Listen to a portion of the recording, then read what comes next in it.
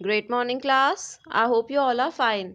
Today we are going to understand the question answers of chapter number 7, Introduction to HTML5. Our first question is what is HTML? HTML होता क्या है जो हमारा chapter का name है. तो HTML stands for Hypertext Markup Language. इसकी full form क्या है? Hypertext Markup Language. It is a complete code package that allows the users to create web pages that contain both text and graphics. तो ये होता क्या है? ये एक लैंग्वेज है सबसे पहली बात तो ये. और इस लैंग्वेज की हेल्प से आप क्या कर सकते हैं? आप you are able to create web pages. आप क्या करते हैं? पहले भी मैंने आपको बताया था कि HTML is a programming language which helps us to create web pages. तो यही बोल रहा है कि ये कंप्लीट कोड पैकेज है जिसकी आप हेल्प से आप क्या कर सकते हो? वेब पेजेस को बना सकते हो. That contains both text and graphics. जिसके अंदर आपका टेक्स्ट भी होगा और ग्राफिक्स दोनों चीजें होंगी. मतलब आप लिख भी सकते हो और इमेजेस भी डाल सकते हो. All the web browsers are design to understand interpret this language. जितने भी ब्राउजर्स आपके बने हैं, ब्राउजर का मतलब क्या है? जैसे गूगल क्रोम हो गया, सफारी हो गई, ओपेरा हो गया, मोजिला फायरफॉक्स हो गया, मतलब जिसकी हेल्प से आप इंटरनेट को चलाते हो.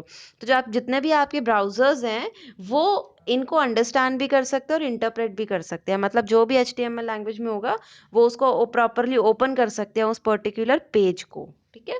नेक्स्ट क्वेश्चन है explain the terms attributes and tags. Tags and attributes क्या होते हैं? तो टैग्स आपको पता है HTML हमने बहुत सारे टैग्स पढ़े भी हैं इन दिस पर्टिकुलर चैप्टर. तो टैग्स को वो क्या बोलता है? बिल्डिंग ब्लॉक्स है वेब पेज का. आपको पता है HTML वेब पेज बनाती है और किसी भी वेब पेज की प्रोग्रामिंग में टैग्स एक बहुत इंपॉर्टेंट पार्ट प्ले करते हैं. They contain elements which define how the information on a web page is formatted or displayed. इनके पास कुछ एलिमेंट्स होते हैं जो ये बताते हैं कि वेब पेज के ऊपर जो भी इंफॉर्मेशन जाएगी, है ना, वो फॉर्मेट कैसी होगी, वो डिस्प्ले कैसी होगी, वो अपीयर कैसी होगी. Tags do not appear in browser window but they effect the display of text and non text items. Tags आपने जैसे बोल्ड टैग लगाया था तो बोल्ड टैग खुद भी लिखा हुआ नहीं आता था. लेकिन होता क्या था कि वो जिस भी टेक्स्ट के जिस पर्टिकुलर टेक्स्ट को मैं बोल्ड टैग के अंदर इनक्लोज करती थी वो पर्टिकुलर ऑब्जेक्ट तुम्हारा डार्क हो जाता था than the rest of the text. तो बेसिकली वो यही कह रहा है कि जो टैग्स होते हैं वो खुद नहीं लिखे हुए आते लेकिन वो आपके टेक्स्ट के ऊपर क्या करते हैं? कुछ इफेक्ट डालते हैं.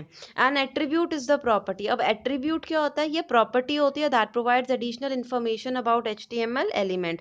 एक इसका पहले हम एग्जांपल समझते हैं. जैसे मैंने आपको फॉन्ट बताया था तो फॉन्ट का साइज होता है. फॉन्ट आपका टैग है लेकिन उसका साइज वर्ड क्या है? ये एक एडिशनल फीचर बता रहा है. तो साइज उसका क्या है? से मैंने 72 लिखा. It is the attribute. अगर मैं फॉन्ट का फेस लिख दूं इक्वल टू कैलिब्री, ठीक है, तो ये जो या फॉन्ट का कलर लिख दूं तो फॉन्ट तो आपका बेसिक टैग है लेकिन कलर साइज और फेस क्या कर रहे हैं? ये एट्रीब्यूट्स हैं क्योंकि ये एक एडिशनल इन्फॉर्मेशन प्रोवाइड कर रहे हैं. तो एट्रीब्यूट वो प्रॉपर्टी होती है जो एडिशनल इन्फॉर्मेशन देती है किसी भी HTML एलिमेंट के regarding. It enhances the functionality of a tag. ये किसी भी टैग की फंक्शनैलिटी को इंक्रीज करता है. N attribute is always specified inside the opening tag. आपको पता है जो कंटेनर टैग्स होते हैं उनके अंदर दो स्टार्टिंग एंड एंडिंग टैग यानी ऑन एंड ऑफ टैग होता है. तो आपको जब भी एट्रीब्यूट स्पेसिफाई करना होगा तो ये हमेशा ऑन टैग या फिर जिसको आप ओपनिंग टैग बोलते हो उसी के अंदर स्पेसिफाई होगा. यू कैन नॉट ऐड और put your attributes into the closing tag. उसमें नहीं डालने होते. ठीक है. नेक्स्ट क्वेश्चन है what is an element? Explain its various types. Element होता क्या है और उसकी टाइप्स क्या होती हैं? An HTML element consist of on tag, the content and an off tag. जैसे अभी मैंने बी का आपको बताया था. जो आपका एलिमेंट होता है वो कुछ इस ढंग से होता है. जैसे बी लिखा ये ऑन टैग है. उसके बाद मैंने लिख दिया से अमिता. अमिता जो है आपका कुछ भी टेक्स्ट हो गया and after that I am going to close this bold tag. तो ये ऑन टैग, ये आपका content and this is your off tag. तो HTML element on tag, content and off tag को कंटेन करता है. These can be categorised at container and empty elements. What are the basic tools to work with HTML document? Give an example. To work with HTML we need two basic tools. देखो HTML के साथ work करने के लिए आपको बिल्कुल starting topic था, दो चीज़ें बताई थी. एक बोला था कि HTML का एडिटर चाहिए होगा, दूसरी चीज़ थी ब्राउज़र. एडिटर में आप क्या करोगे? अपने डॉक्यूमेंट को क्रिएट करोगे, एक्चुअल कोडिंग करोगे, एक्चुअल में टैग्स का यूज़ करोगे जैसे नोटपैड में. और उसके बाद ब्राउज़र में क्या होगा? जो भी तुमने कोड लिखा है उसके कॉरस्पॉन्डिंग अब तुम्हारी HTML की वेबसाइट दिखेगी कैसे? अब तुम उसको देखोगे कैसे? तो वो किसकी हेल्प से देख सकते हो? ब्राउज़र की. ब्राउज़र है जैसे तुम्हारा गूगल क्रोम या मोजिला फायरफॉक्स। नेक्स्ट है what are cascading style sheet, CSS क्या है? Name the different methods available for applying style sheets rules. तो CSS क्या था? एक स्टाइल शीट थी that provide set of style rules for defining the layout of HTML documents. We can include style sheets with an HTML document in the following ways. CSS आपको क्या बताया था? CSS का काम क्या था कि ये कुछ एडिशनल फॉर्मेटिंग देता था, किसको? आपकी HTML की डॉक्यूमेंट को। एक तो होता है कि तुम सारे टैग एक ही जगह लिख दो, उससे भर जाता है। तो हम क्या करते थे? हम कोडिंग इस ढंग से करते थे कि फॉर्मेटिंग और जो अपीयरेंस चेंज करने वाले हमारा एरिया होता था उसको हम अलग करते थे, और जो सिर्फ हमारा वर्क एरिया होता था जिसके अंदर मुझे एक्चुअल कंटेंट लिखता था उसको हम अलग करते थे।